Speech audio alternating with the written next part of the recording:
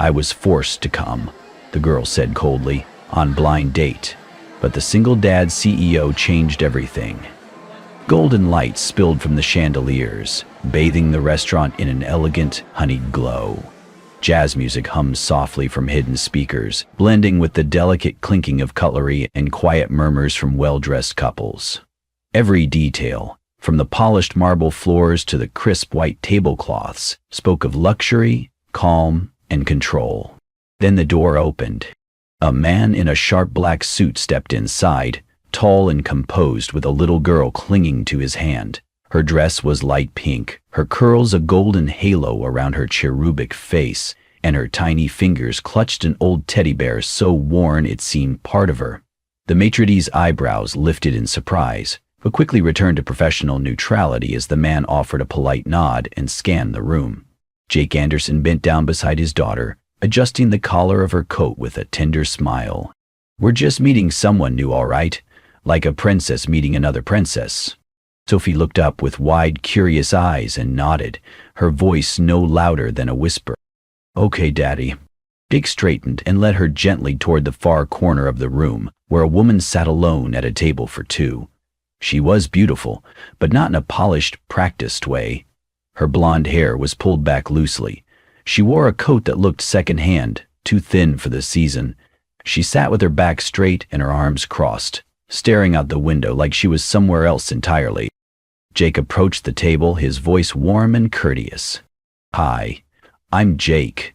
Thank you for—" "I was forced to come," the woman cut him off without looking at him. Her voice was flat, emotionless. "I don't even know your name." The air turned still. Jake paused mid-sentence, caught off guard. Across from her, Sophie blinked up at the stranger, tilting her head. Jake cleared his throat and nodded, calm but distant. "I'm sorry, this was clearly a mistake." "Daddy?" Sophie tugged on his sleeve, whispering with innocent hope. "Is she my new mommy?" For the first time, the woman turned her head. Her eyes met Jake's for only a second before drifting down to the child. Her expression shifted, not dramatically, just enough to register something like surprise. She hesitated, then she spoke, her gaze fixed on Sophie. "We're already here. Let the little one enjoy a good meal." Jake exhaled and nodded. It was not exactly an invitation, but it was something. He pulled out the chair and sat down with restrained formality. The first few minutes were strained. Lily sipped her water without speaking. Jake offered the menu to Sophie, asking what she wanted, but his voice lacked the usual warmth. It was clear neither adult wanted to be there, but both stayed for the same reason, the child between them. Then it happened. Eyes downcast. Sophie looked up at her, a bright smile forming. "You're pretty." Lily blinked, visibly startled. Then, without meaning to, her lips curled into a reluctant, bashful smile. It was the first time she had smiled all night, and Jake saw it. Sometimes it takes just one child's honesty to unlock something in a stranger's heart. If this moment moved you even a little, don't forget to tap the hype button and stay with us. This story's only just begun. Jake Anderson was 35 years old. On paper, he was the kind of man who turned heads in boardrooms and appeared in Forbes under tech visionaries. As the founder of a startup valued at over $300 million, 0 cents, he had mastered the language of contracts, code, and capital. But at home, behind closed doors, he was just a man raising his daughter, alone. Every morning, before emails and meetings, Jake knelt to tie Sophie's shoelaces and tucked her lunch into a tiny backpack. Every night, no matter how late work kept him, he would sit at her bedside, reading fairy tales in silly voices just to hear her giggle. It had been like that for 3 years, ever since the night Sophie was born and her mother, Ella, never came home from the hospital. Complications. A single moment that rewrote his world.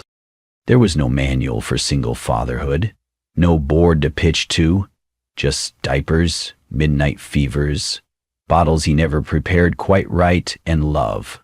Love that burned so deeply it made him lock the doors to his heart. He let no one in. Until tonight. The blind date had not been his idea. His friend Marcus, both investor and occasional life coach, had pushed. "You're not living, Jake. You're surviving. Just meet her. 1 hour. If it's terrible, I'll owe you steak for a year." So he came. Reluctantly, already half decided to walk out if she turned out like the others, more curious about his wallet than his soul. But Lily Evans was not what he expected. She had not smiled when he arrived, had not tried to charm or flatter. She barely looked at him. No jewelry, no makeup, just a tired coat and guarded eyes that told stories without words. She did not belong to his world and clearly had no desire to. But when Sophie dropped her spoon, Lily had moved instantly, no hesitation. She knelt, wiped the spoon, dabbed the mess from Sophie's dress, and returned it with a soft warning to eat slowly. It was not the act that stayed with Jake, but the instinct behind it, as if she had done it countless times before. This woman had lived something real, and she had not run. Lily Evans was 26, though most mornings she woke feeling much older. Once she had been a rising star at a prestigious music academy, able to play Chopin at 14 with the depth of someone triple her age. Her teachers spoke of competitions and Carnegie Hall, but life had other plans. When her mother was diagnosed with late-stage cancer, Lily walked away from piano halls and practice rooms. She traded them for cleaning jobs at dawn and church hymns by candlelight. Music could not pay hospital bills. She survived on what she could earn, every dollar funneled into treatment. Her aunt, strict and calculating, offered her a deal 2 weeks ago. "If you want another month at the clinic, you'll go on this date. Smile, be pleasant. He's rich. Maybe he'll take pity." Lily felt sick, but she needed the money. So she put on her only decent coat, pulled her hair back, and told herself she could bear 1 hour of silence or judgment. She expected arrogance, ego, another man who looked at her like she was lucky to be in his presence. She did not expect a man holding a child's hand. She did not expect the little girl to look up at her with wonder and trust, to smile like she meant it, to call her pretty without a trace of irony. And when the spoon hit the floor and Lily saw fear in that child's eyes, she moved. She had to, because she remembered being 5. She remembered her mother's voice after she broke a plate. "It's just a dish, baby. You're more important." So Lily knelt and wiped and reassured. And in that tiny, fleeting moment, she stopped feeling like someone just trying to survive. She felt seen, needed, connected, if only for a moment. The morning wind bit through Lily's coat as she stepped out of the corner grocery store, arms full of discounted canned goods and bruised vegetables wrapped in red stickers. Her fingers were already numb, but she clutched the bags tightly, tucking her chin into her scarf. It was early winter in the city. The sky was pale and overcast, and the sidewalks were wet with yesterday's rain. She walked briskly toward the bus stop, her mind running over which items would stretch longest. Rice, lentils, 1 can of chicken broth. A sudden gust of wind blew open her worn wallet as she pulled out her bus card. Receipts fluttered into the street like brittle leaves. She cursed under her breath and bent down to collect them, her knees hitting the cold pavement. As she reached for the last slip, a shrill, panicked cry cut through the morning hum. "Daddy, where are you?" Lily's head snapped up. Across the street, a small figure stood frozen in the middle of the crowd. Blonde curls, pink coat, trembling hands wrapped around a familiar ragged teddy bear. "Sophie." People passed by, barely noticing her distress. Her eyes were wide with fear, cheeks flushed, mouth quivering. Lily dropped her bag without thinking. Cans rolled against the curb as she darted across the street, weaving through the crowd like someone who had done this before. She knelt in front of the little girl, gently placing her hands on her shoulders. Hey, it's me, you remember? The mean lady from dinner?" she whispered. Sophie blinked, recognized her, and without hesitation threw her arms around Lily's neck. "You're not mean," she whispered back. "You smell like snow." Lily's throat tightened. "Sophie." The voice came from behind them, loud, desperate, shaking. Jake came running around the corner, his face pale, eyes scanning the crowd until they landed on the pair crouched on the sidewalk. His breath caught. Lily stood slowly, Sophie still clinging to her. Jake approached, his voice ragged with relief. "You found her. Thank you. God. Thank you." His hands hovered, unsure whether to pull his daughter away or just hold them both. Lily gave him a short nod and gently released Sophie's arms. She turned to pick up her scattered groceries, brushing her coat clean as she moved to leave. "Can we eat cookies together again?" Sophie chirped suddenly, still holding Lily's fingers. Lily looked down at her, then up at Jake. He hesitated only a second. "There's a coffee place just around the corner," he said. "They have cookies. Decent ones, even by Sophie's standards." Lily raised an eyebrow. "Are they half price, like the ones at Sal's?" Jake smiled. "No, but I'll take care of it." She hesitated, but something about Sophie's grip on her hand, the way the child had looked at her, not with fear, but with trust, made it hard to say no. 15 minutes, Lily said.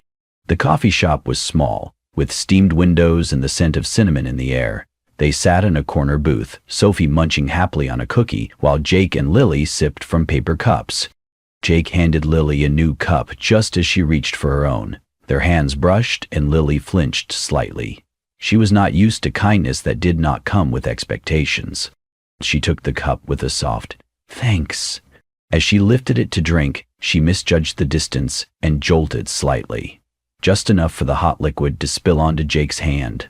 "Oh my God, sorry," she gasped, immediately grabbing a cold napkin from her bag and pressing it gently against the reddening skin. Her movements were quick but careful, her touch instinctive. Jake did not speak. He watched her face, her brows furrowed, lips pressed tight in concern, as she dabbed the burn with the softest care. No one had done that for him in years. He was always the one fixing things, handling crises, smoothing over pain. But now, someone was tending to him, and not out of obligation. He studied her in that moment, not the closed-off woman from the restaurant, but the one here now, focused, real, unexpectedly kind. "Does it hurt?" she asked, not meeting his eyes. "A little," he said, voice low, but not in a bad way. She looked up, surprised, but he smiled. Lily turned back to her cup, cheeks tinged pink. Sophie, oblivious to the tension, dipped her cookie into her milk and announced, "Daddy, I like her." Jake chuckled, "Me too." It began with excuses. Jake would text Lily under the pretense of Sophie. "She asked if you'd come to her painting class. She won't stop talking about you."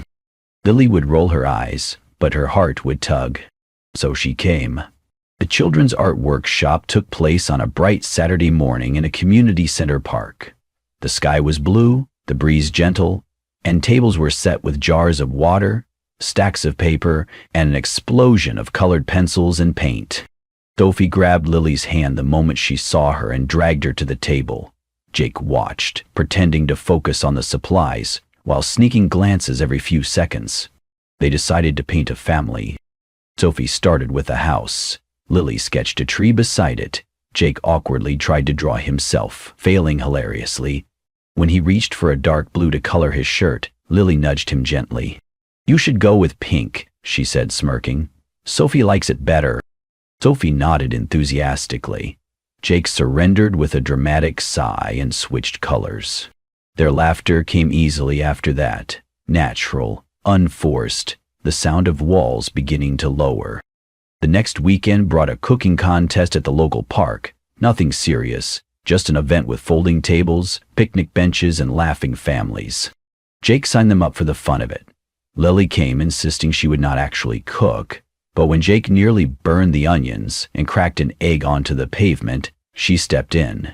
She taught him how to stir gently, how to add salt after tasting, how to fold ingredients like tucking in a baby. At one point, Jake spilled flour across the table and sneezed. Lily burst out laughing.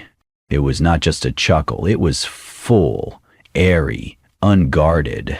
Jake stared at her, caught off guard by how much that sound hit him.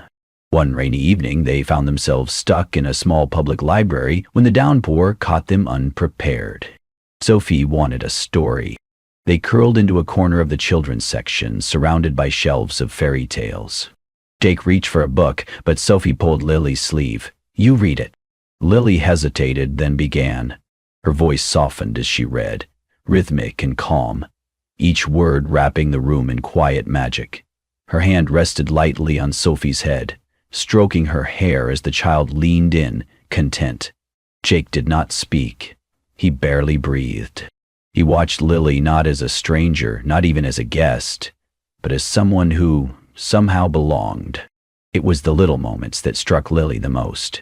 Like when Jake knelt on one knee in the grass to tie Sophie's shoelace, patient, focused, whispering something that made her giggle. Lily had stopped walking and just watched. "You know," she said quietly, "not many men would kneel for a child like that." Jake looked up at her, his fingers finishing the final knot. "I'm not kneeling for just any child," he said. "I'm kneeling for the world I do anything to protect." Their eyes locked for a heartbeat too long. Lily looked away first. One evening, as they left the library again, this time dry and smiling, Jake tugged at the collar of his coat. A button had come loose. He muttered something under his breath. "Hold still," Lily said, stepping closer without thinking. She reached up to fix it, her fingers brushing over his chest. They both froze. Her hand stilled just below his collarbone. His breath hitched. They were inches apart. 1 second. 2, then she lowered her hand. He stepped back. Neither said a word. But the air had changed. Something unspoken lingered between them. Not quite love, not quite ready, but there. Lily walked ahead with Sophie, pretending nothing happened. Jake stood behind, pretending he was not smiling. Sophie loved video calls.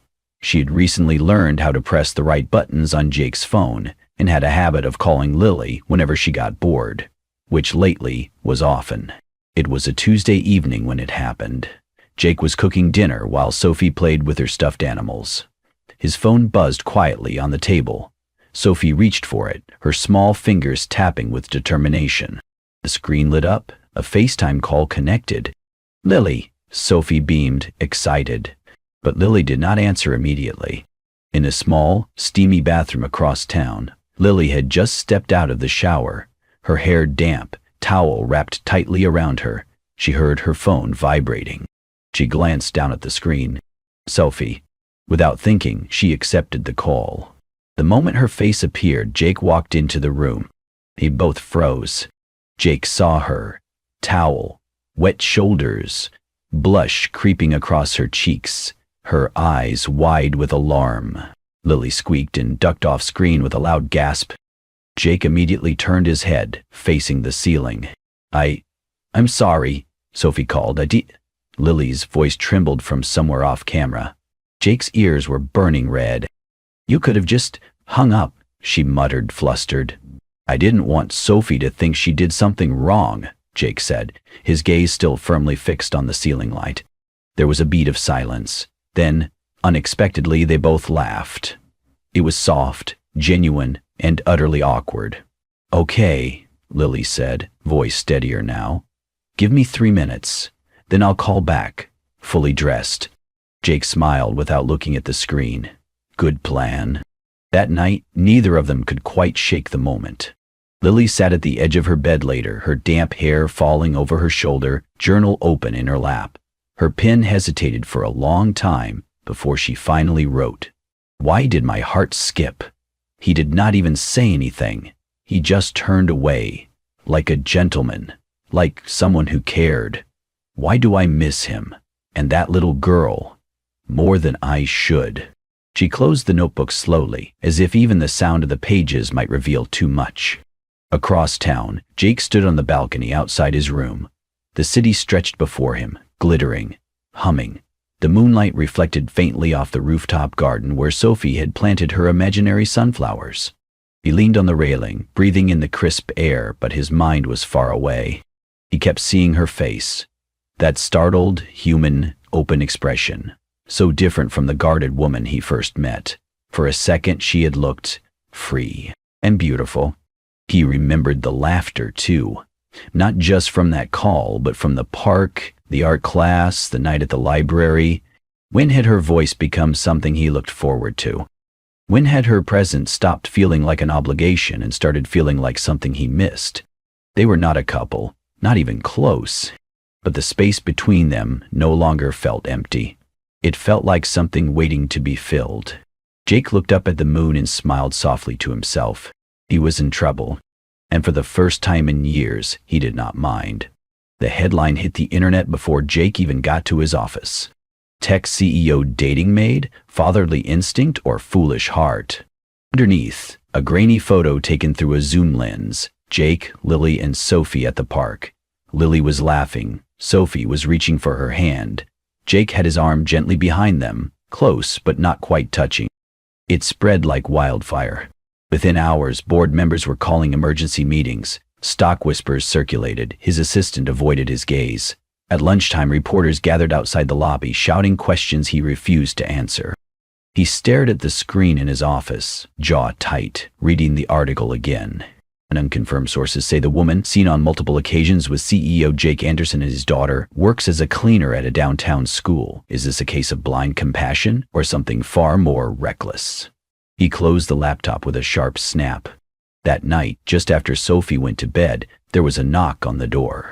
She came in without waiting for him to answer. Margaret, Ella's mother, Sophie's grandmother. Her heels echoed across the hardwood floors. Her lipstick was perfect. Her face carved from quiet judgment. I read the article, she said. So did the rest of the board. So did the courts. Jake said nothing. She walked past him, surveying the house, the toys, the forgotten blanket on the couch.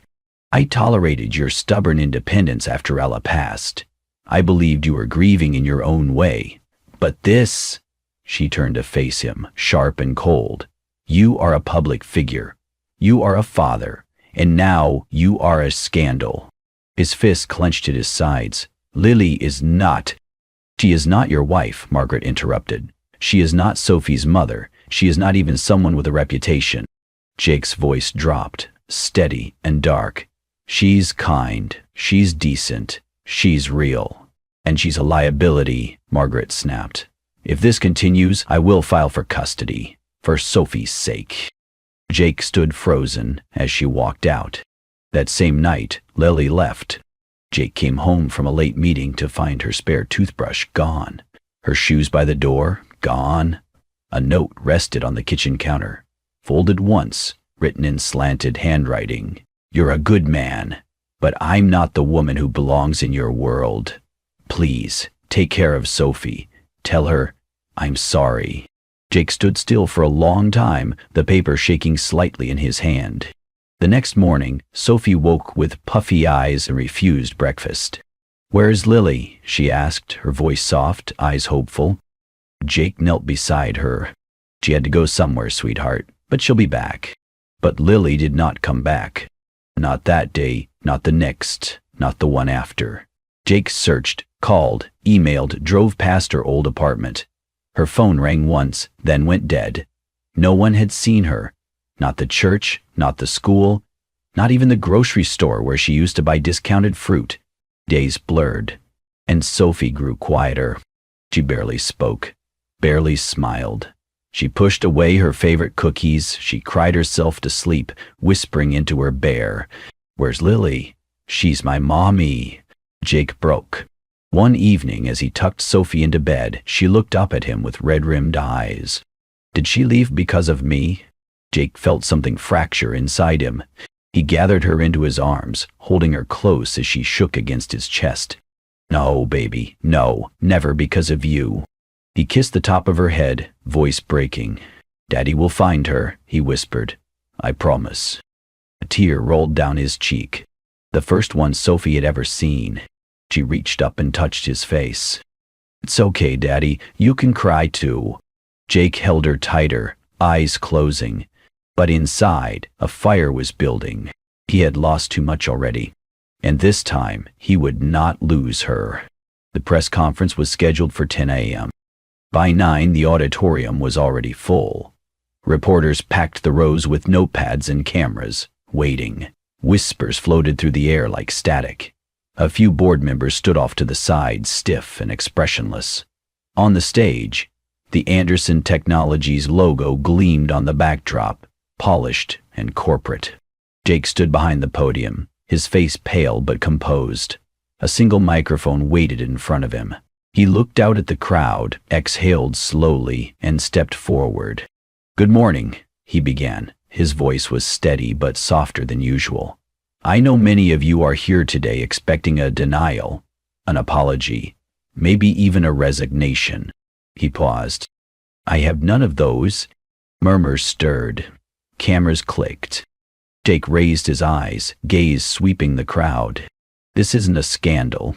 It's a story, mine and hers." He cleared his throat once, then continued.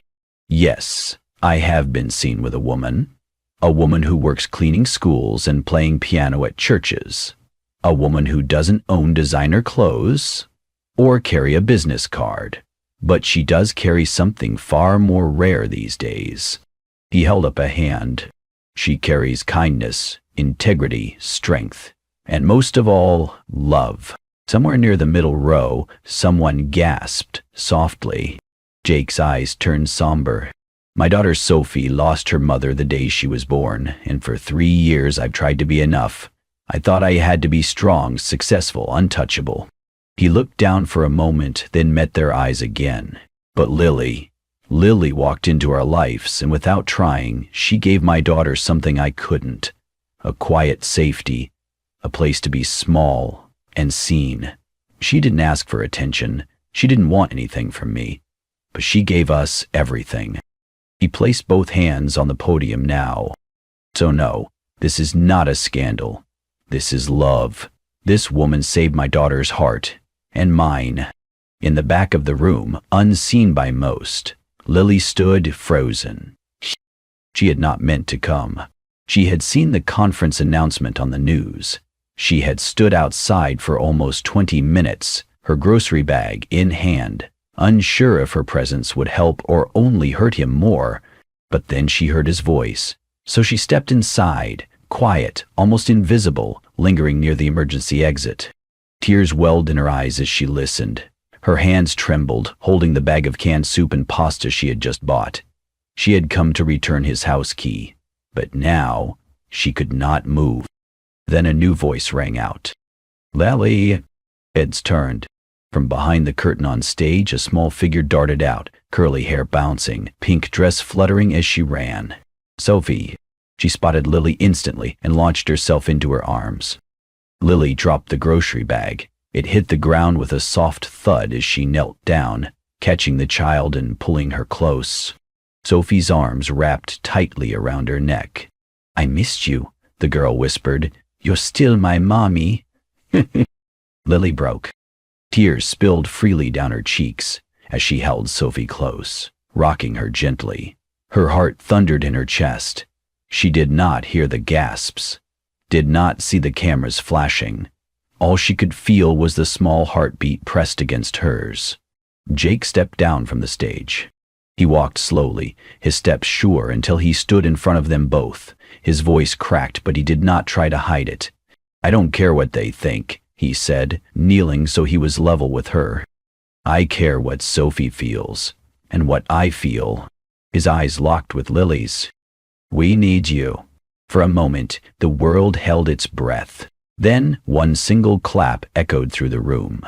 Before we left the dot, a second, another, and suddenly the entire auditorium stood, applauding.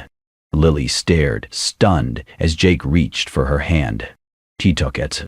The applause swelled, not for a company or a headline, but for a man who chose love, and a woman who finally believed she was enough. 1 year later, the garden behind the Anderson home had changed. Where once it was just a neat stretch of lawn and clipped hedges, it now blossomed with color, sunflowers reaching for the sky, wild lavender curling along the fence, and painted stepping stones marked with tiny handprints. In the center stood a white bench, shaded by a cherry blossom tree in full bloom. Lily sat on that bench, her hands resting gently over Sophie's as they hovered above a miniature keyboard on a wooden stand. "Softly now," she whispered, guiding Sophie's fingers with the grace of someone who had once played concertos in dimly lit halls. "Like you're telling a secret." Sophie pressed the keys, one by one. The notes rose into the morning air, light, slow, sweet like a lullaby. Her tongue stuck out a little in concentration, and Lily smiled. Jake watched them from the kitchen window for a while before stepping out into the sun, a cake balanced in his hands. It was decorated simply, with strawberries and little sugar flowers Sophie had chosen herself. He walked down the garden path and stopped just behind them. Lily looked up as he approached, her smile soft and curious. Jake crouched beside them, setting the cake carefully on the table. Then he reached into his pocket and pulled out a small velvet box, one he had held onto for far too long. But he did not open it. Instead, he gently placed the box into Sophie's small hands and whispered something in her ear. The little girl's eyes lit up with understanding. She turned, walked to Lily, and opened her palm. A silver ring, delicate, nestled in the center. Jake knelt down beside them, his voice low, steady, full of meaning. "Sophie and we were two people learning how to breathe again. You taught us how." He paused, then smiled up at her. "So, now, would you let us live with you forever?" Lily's hand flew to her mouth, her eyes glistened. "I was forced to come that day," she said through a tearful laugh. "But I chose to stay." She reached out and wrapped her arms around them both, drawing Jake and Sophie into an embrace that felt like a promise. Sophie giggled and kissed Lily's cheek. "Now you're my forever mommy." The wind rustled through the trees, carrying music, laughter, and the quiet heartbeat of a family that had once been broken, but chose to heal together. And this time, no one was pretending. They were exactly where they were meant to be. Together, forever. And so, what began as a reluctant blind date became a home. Not because it was perfect, but because it was real. Sometimes, love finds us in the most unexpected places. And when it does, we do not need to chase it. We just need to stay. If this story touched your heart even a little, don't forget to subscribe to Kindness and Love Tales, where every story is a gentle reminder that love, healing, and second chances still exist. Because kindness is the richest love story of all.